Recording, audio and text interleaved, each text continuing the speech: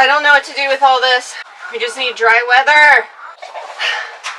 My plan for this run is to sort of build an indented drainage, I can't even think, I don't know what the word is. Trenches or drainage to kind of divert the water over to the other sides of the run so that we don't have this mess happening. And thankfully I've got plenty of time to do that coming up, but there's not much I can do about it for now. I really think I'm going to be giving 21 chickens a bath after all this is said and done. It's not good. None of this is good. Come spring, I'm going to be mulching the entire village or something. Gravel, I don't know. These birds that are flying around are called band-tailed pigeons. They just fly from tree to tree in these giant flocks, like over and over and over again. It's really beautiful to watch. Finding muddy eggs all over the place right now. Oh, gross. Someone peed in that.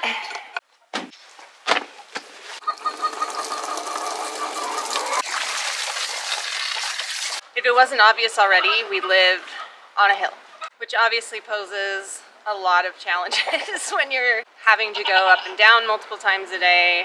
It's really not fun, but I wouldn't trade where we are just because we wouldn't have the views that we have if we did. Finding flat land is kind of hard to come by up here. Right now I have all the hay and chicken feed and all that stuff up at the top, which means I have to carry things down in bags. I call my hay bag the body bag because that's what it looks like. Our neighbors have actually given us access to their fire road, which connects to our back property, which has been really great in the past because I can deliver hay and feed right to the village, as I call it. However, I wasn't driving it often enough, so the space that had been carved out when the barn was built that I would actually drive on to get here is sort of sloping now because some of the dirt has come down, and I'm actually a little scared to drive on it. Once everything dries out in the spring, hopefully, knock on wood, I'm gonna start driving that road every single day to make sure that track stays carved out so that I can actually easily load up my truck and bring down everything I need to bring down. So our turkey friends, they're the best. We love them. So here's how our property goes. It's pretty steep the first 1/3, and then this is where the track was or is, and it connects to over there, but I'll show you at the bottom why we can't just drive onto our own property. There's really no way to get back here with a car. That is the back end of our property where the landslide happened, and that's pretty much the condition of much of the bottom of the property. I always describe our area as being carved out of the mountain like a tiered cake. We have these sort of steep cliff sort of ledges, and then a road and properties beneath that, and then another cliff. You get the idea. So there's not really a road that we have on our property to be able to come back up here.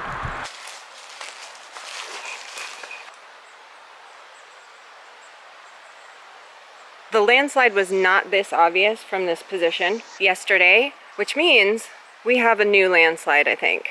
Oh yeah, this slide wasn't here yesterday. Nope. There's the tree. Holy shit. That tree right there was right here yesterday. I'm gonna have to go down there and look. This is terrible. So this is me filming on another day. I lost my footage from when I first noticed the slide. It's fallen even more since then. Nothing too crazy, but once everything dries out, we need to find something that we can plant so that this hillside is a little bit more stable. It's really a lot more impressive in person. I'm sure it still looks reasonably impressive from this angle, but it's pretty crazy. Some people have been asking how we could have this much devastation. Even though it was a lot of rain in some places, they can totally handle that much rain. The difference is, like I've mentioned before, how we are carved out of the mountain. So we are really steep. And in addition to that, I could be wrong, but from my research, our soil can handle about 10 inches of rain.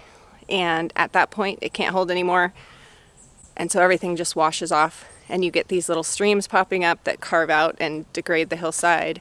It's a mess, particularly in these mountains because of our landscape and the soil. So in the lower elevations in these mountains and elsewhere in the Bay Area, one of the problems is all this heavy rain, if it's not being absorbed into the soil, has to go somewhere. And so it filters down into all the streams and rivers, and especially in the San Lorenzo Valley, fills up those streams and rivers insanely quickly. In addition to that, they have burn scar from the CZU fire in 2020. That stuff, as I understand it, washes right off as well. So you get these debris flows clogging up the rivers, making them wider and more deadly and dangerous. So even though maybe to some people 42 inches, which is what we got in, I think that ended up actually being over like 6 weeks, that total, somewhere around that amount. In some places, maybe that's not a big deal because their soil can absorb that much and that quickly. Here we can't. There's really nothing that we could do about that. I mean, it's kind of one of the prices we pay for living where we do. Again, we wouldn't trade it for anything, but you know, there are challenges to living up here, but we feel it's totally worth it.